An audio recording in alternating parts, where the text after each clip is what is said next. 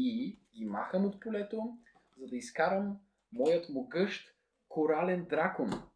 И мисля, че ти е спука на работата, честно казано, но пробвай да се защитиш преди да приключа тази игра.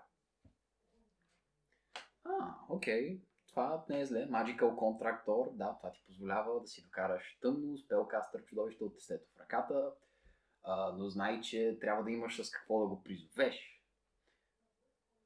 Окей, още един контракт Door. Добре. Пак казвам, нали, не дей просто да си слагаш чудовища в ръката, трябва да можеш да ги изкараш на полето по някакъв начин. Добре. Окей, трети Magical Contract Door. Добре. Окей, имаш три чудовища сега, яко. Какво? И ти имаш Stargazer и Timegazer Magician? Какво? Три черни магиосника? Човек, какво?